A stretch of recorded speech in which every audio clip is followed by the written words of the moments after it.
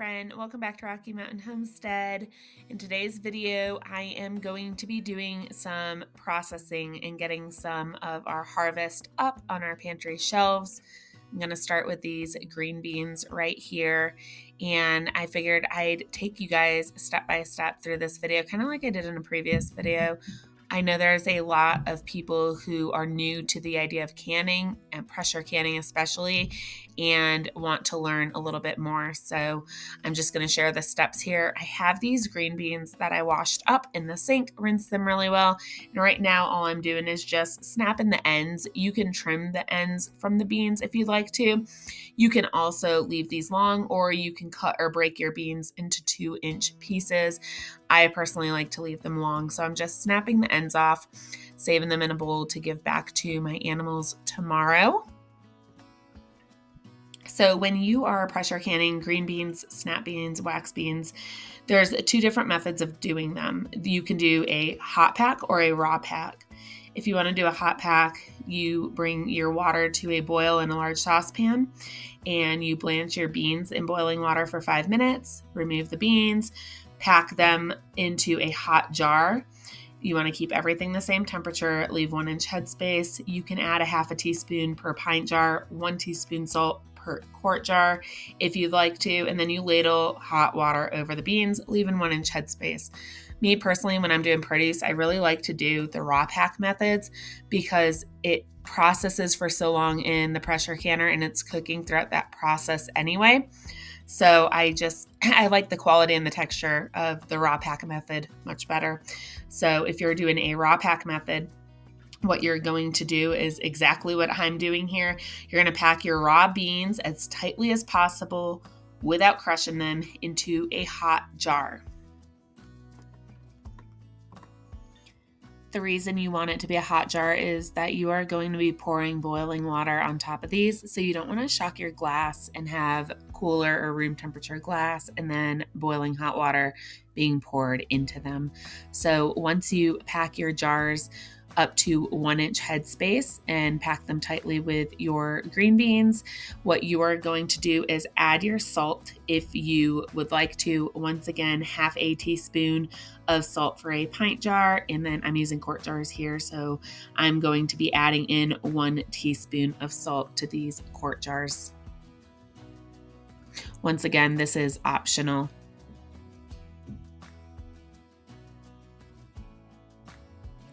Once you are done adding your salt, you're going to pour hot boiling water on top of your green beans, once again up to 1-inch headspace.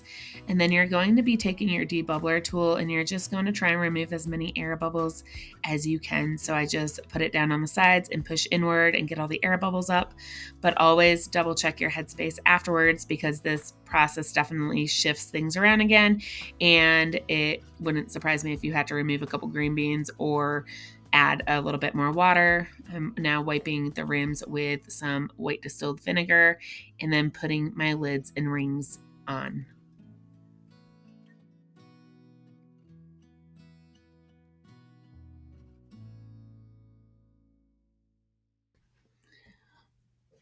What you are going to do is follow your pressure canning manual, and you're going to figure out how much water you need to have in the bottom of yours. I have a Presto pressure canner, so I actually need to have 12 cups of water in the bottom of mine. So 3 quarts of water, and just follow your manual. I actually had some extra beans, so I was able to get these into these 2 jars. That's all I could fit. So I was really happy to be able to have a full pressure canner of green beans out of this. And it's so easy, you guys. Anybody intimidated in this process, don't be. It's so simple. Like, it's really hard to mess up as long as you follow the directions, follow the book. I have some books listed down in the description box below. My favorite go-tos. I am a by the book person, so I really suggest getting a book. And if you follow these steps, you aren't going to go wrong. And it's something that I wish I would have not been so hesitant on. and that I would have just jumped right in and done this a long time ago, because it really is nice to have it on the shelf and to be able to process it yourself and know what's in your food and the cleanliness when you're preparing your food.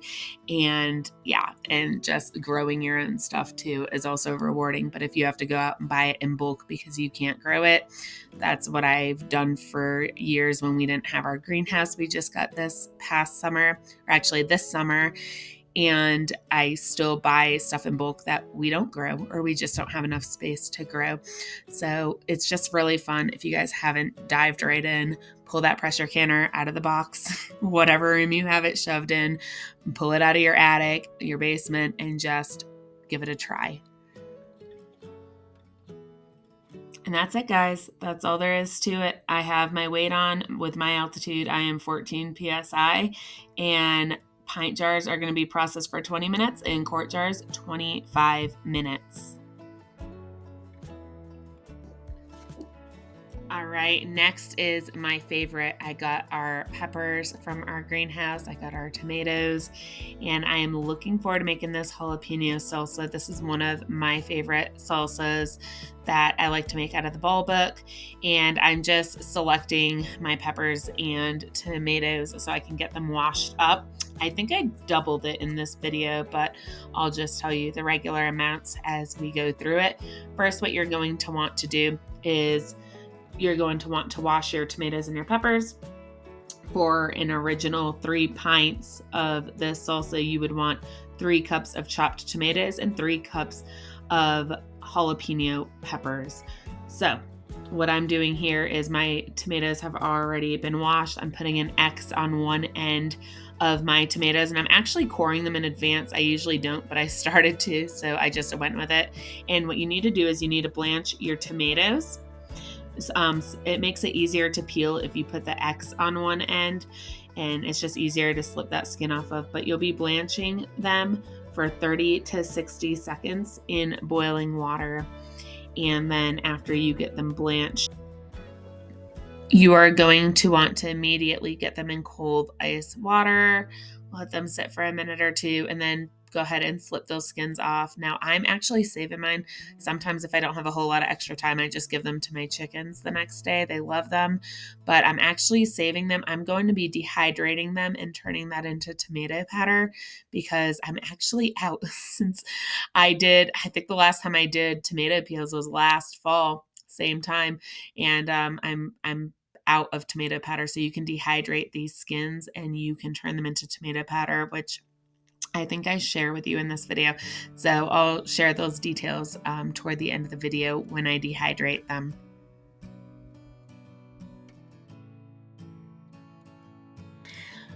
Like I said, I think I ended up doubling this, but what you will do after you blanch your tomatoes and peel the skins off and make sure they're cored, you're going to chop up your tomatoes to about 3 cups of chopped tomatoes, which is about 3 to 4 medium-sized tomatoes.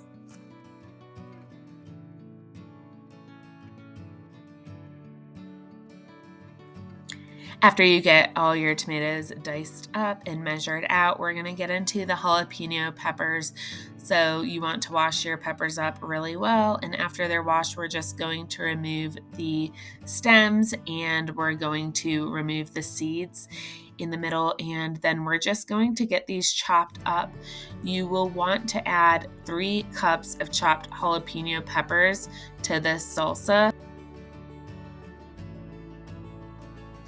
That will be roughly about 12 to 18 medium-sized jalapenos, but ours grew so huge that I definitely needed a different amount. So depending on the size of your jalapenos, you just want to get 3 cups of chopped jalapeno peppers. All right, it is the next day. It got way too late, so I just put some foil on the tomatoes and peppers and called it a night. So it is the next day. I am jumping right into the next step, which is going to be chopping up 1 large onion. I personally love using white onions in salsas. I think it gives it a great flavor. So that is what I'm doing here, is getting 1 cup of chopped onion.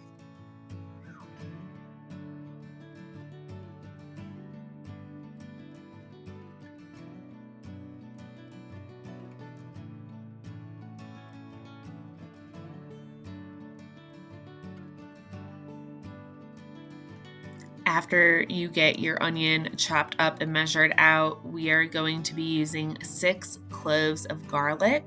So I'm going to get my garlic out and I am going to peel my cloves and get the garlic minced up.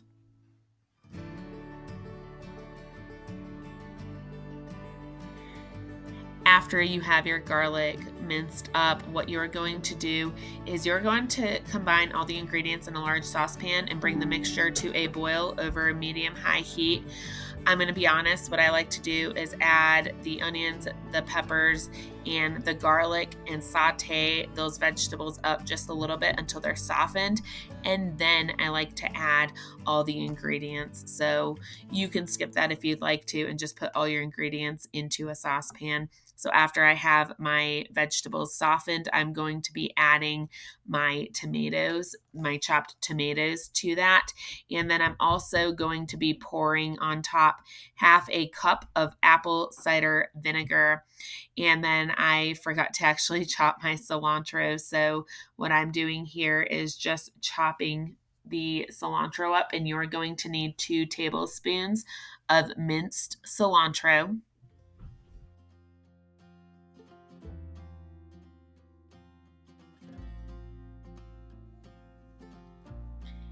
And then once you chop that up, add your cilantro to the pot, and then we're going to measure out our spices. So for this recipe, you will need 2 teaspoons of oregano, 1.5 teaspoons of salt, and half a teaspoon of ground cumin. You're going to bring the mixture to a boil over medium-high heat, and then you're going to reduce your heat and simmer this for about 10 minutes.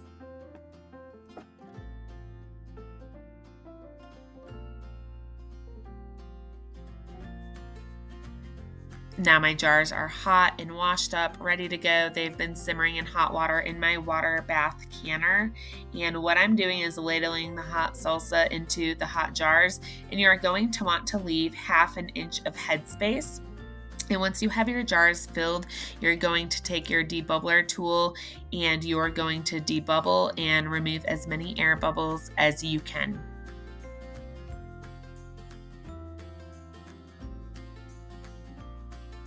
After I debubbled, I'm just double checking the headspace and making sure everything is half an inch for the headspace. And then you're going to take a clean cloth or paper towel and wipe the rims of the jars with some distilled white vinegar. And then we're going to put our lids on. I did have them in hot water, and I am now going to put my rings on. And then these are going to be ready to go in the water bath canner. You are going to follow your canning guidelines as far as water bath canning. Generally, you need to put these in a water bath canner for 15 minutes, but increase however many minutes you need to for your altitude. With my altitude of 7,600, I need to add 15 minutes. So my jars will be processing for a total of 30 minutes. Now for another favorite salsa of mine, that would be the zesty salsa. So I'm just weighing my stuff out. For this recipe, you will need 10 cups of chopped tomatoes, which is roughly about 6 pounds. You will also need 5 cups of chopped peppers. The recipe does call for banana peppers, but what I actually do is bell peppers because I can never find banana peppers in the store, and I honestly don't grow banana peppers. So that's what I am doing here, is just getting the seeds out, cutting the stem on the bell peppers, and getting these chopped up until I have my 5 cups of bell peppers.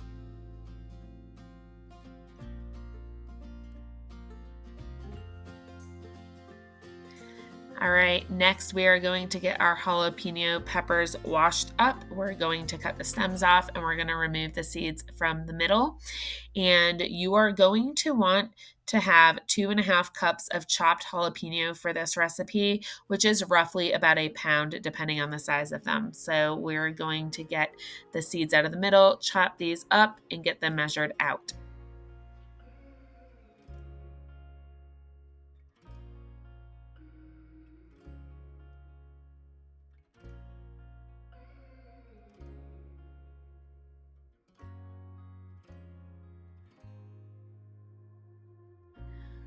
Once your jalapenos are measured out, you are going to need about 5 cups of chopped onions for this salsa recipe. Once again, I like using the white onions for salsas. So 5 cups of chopped onions is roughly about 1.5 pounds of onions.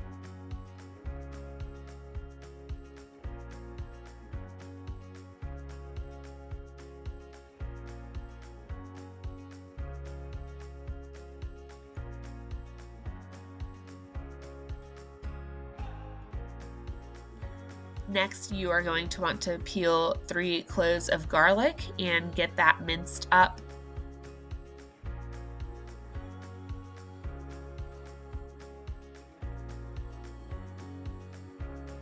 Followed by 2 tablespoons of minced cilantro.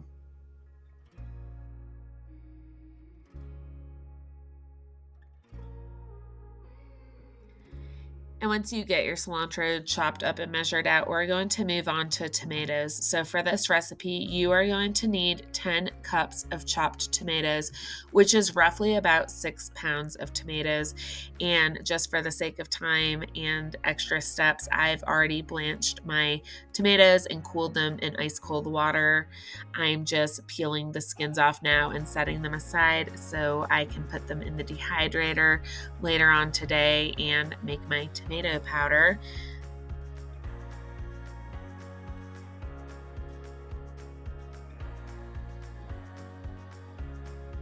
I had already blanched these but did not core them first, so I am just going to be coring these tomatoes and getting them chopped up and measured out.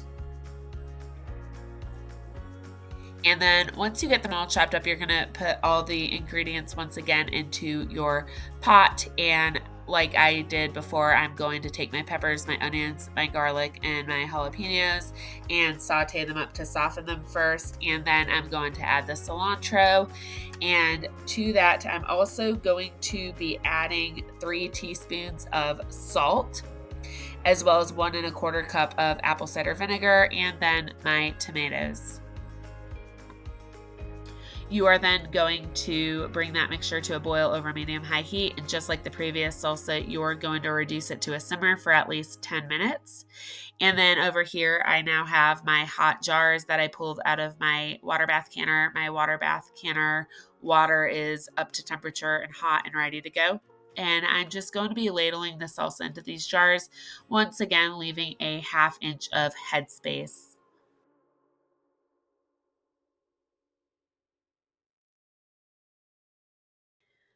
I'm taking a cloth, cleaning the rims of the jars with some white distilled vinegar, and then putting my lids and rings on. And I actually had some extra salsa, so you're going to see me, after I washed up a couple more jars, get those jars and fill them with as much of the remaining salsa as I can.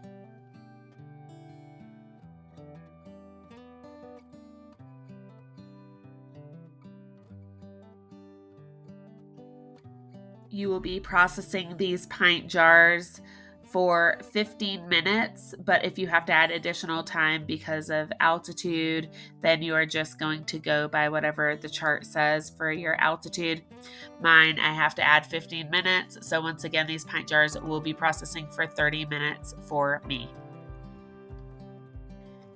And I just want to say I am so sorry. I'm getting over a horrible cold, and I feel like the longer I'm doing this voiceover, the more nasally I'm sounding, and it's just horrible. So please don't mind. Anyway, I'm just getting the jars of salsa out of this water bath canner now that they are done processing, and we are going to move on to the next step.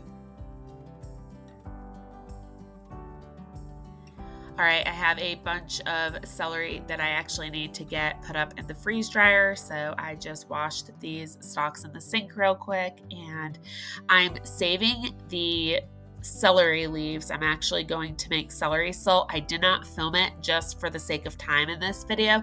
So I'm going to link in the description box down below a way that you can make your own celery salt. And it's actually a video that shows how to dehydrate celery as well. But now that I have my freeze dryer, I really want to do freeze dried celery. So I'm just getting this chopped up. And I am not quite sure what happened here in the next clip, but I basically filled my freeze dryer with all the chopped celery, and everything was upside down. It's a little too late to edit that out. Not quite sure what happened, but the freeze dryer is full and started.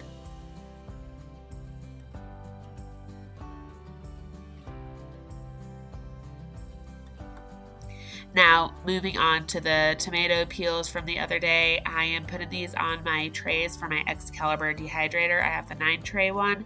I'll link it down in the description box below if you guys are interested in getting a dehydrator. That's a really good one. I've had it for years and it's just great. I'm going to be putting my setting on 135 degrees, and this usually only takes about 6 hours.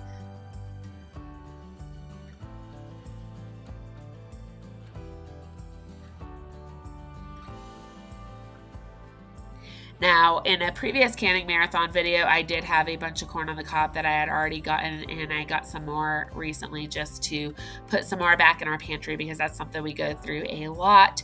So I will link the video in the description box down below because I think just because of the time and how late it was getting, I didn't want to lengthen this video because I already kind of showed the steps in the process in that video.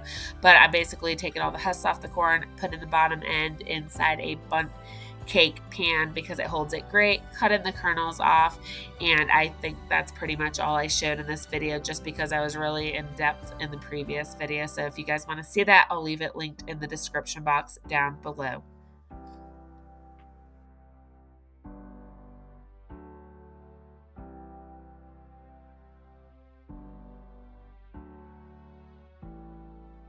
Now I have already rinsed these, and in that previous video I showed a little tip on how to get those extra empty kernels or casings out of the mixture so you're not pressure canning them. If you want to see that tip, you can go ahead and go on over to that video. But I'm just going to be filling these jars. These are hot jars. I like to do the raw pack method once again for this because they do cook during the pressure canning process. So I'm just filling my hot jars to a 1-inch headspace.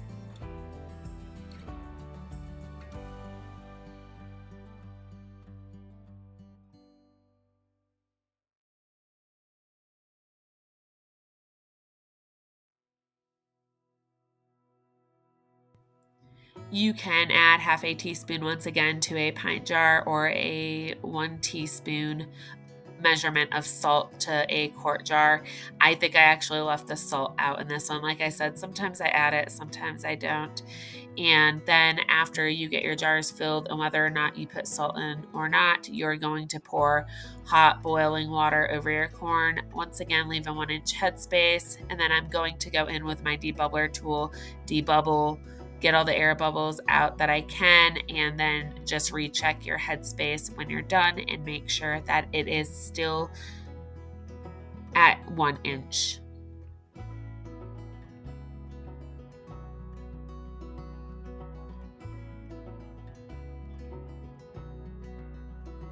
You are then going to take a paper towel or a cloth with white distilled vinegar and clean the rims just so you get a really good seal, and then pop your lids and rings on.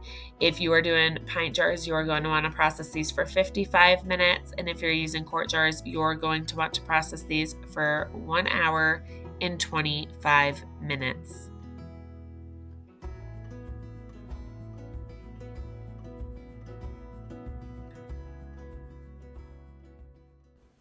Good morning. Well, today I am going to wrap up this video. My camera actually died last night, so I wasn't able to get all my footage in. I did actually get some beans canned up, but I'm going to save that for another video, so I wasn't able to go over that. I have a bunch of buckets of dried beans, and it is much more convenient to have them ready to go on the shelf than having to go through the whole process of soaking and all that jazz. Who has time for that? So anyway, I'm going to take you guys along. I got the celery out of the freeze dryer. Beautiful. I got 2 of these half-gallon jars and a little bit extra, and I got my oxygen absorbers in them. didn't get to film that either, but what I did was I put 200 cc's of oxygen absorbers into these, and then I vacuum sealed them. And all of this canning is done. What just got done over here is the dehydrator, and I have my tomato skins in it, and I'm going to show you, if you don't know how to do your own tomato powder, I'm going to take you guys along real quick and get that grinded up. All right, so what I got here is all the tomato skins. I got them on a couple trays, and if you are dehydrating these, I think I shared with you, I'm not sure, I put them in for about 135 degrees for, I want to say, 11 to 12 hours. So basically they're dry. You can break them apart in your hand, and that is exactly what you're looking for. So what I'm going to do is I'm going to place these into a coffee grinder. You can use a food processor, whatever you'd like to do. I actually have an espresso machine, so I haven't used my coffee grinder for years. To be honest, at least 2 to 3 years. Don't mind the interruptions, but I do have kids. And so this is what we're going to do. We're going to shove them all in. We're going to put this lid on and realize maybe my coffee grinder's not good. Hold on. All right, there is just a little too much going on, and this is old. I've had this since 2009 when we first got married, so bear with me. It's a KitchenAid, but it's still hanging on.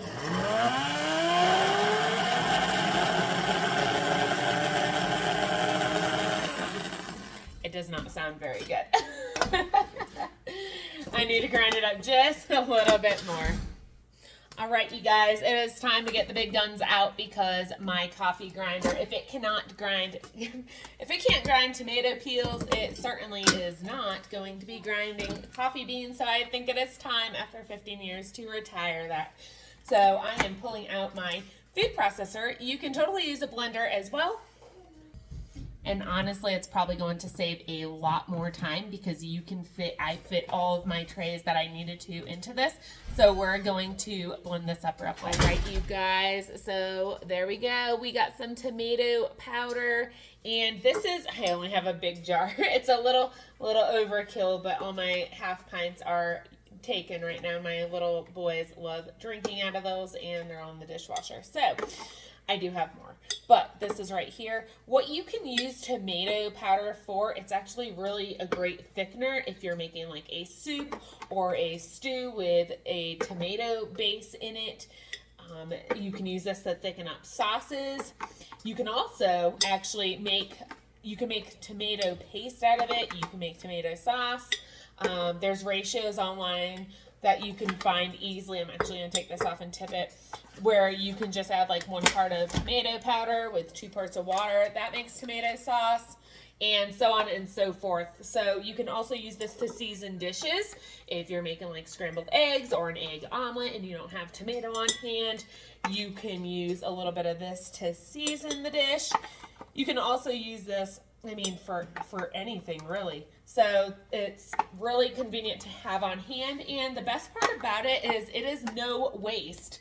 So you are basically using the tomato as a whole. You are using the tomato to turn into salsa, to use as a sauce, and then taking the peels. And if you have a dehydrator, there's also online, you can find directions for how to dehydrate tomato peels in an oven.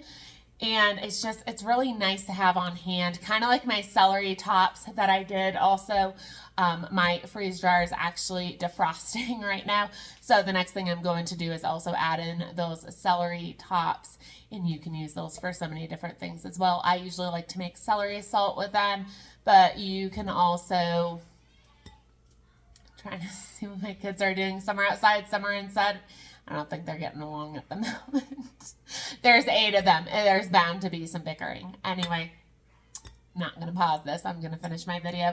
Anyway, it's really great to have on hand, so no waste. That's what I like to use. I like to use every little bit, and same with like when we get our cows from a local ranch. I get the bones. I get everything. I use them to make broths and stocks.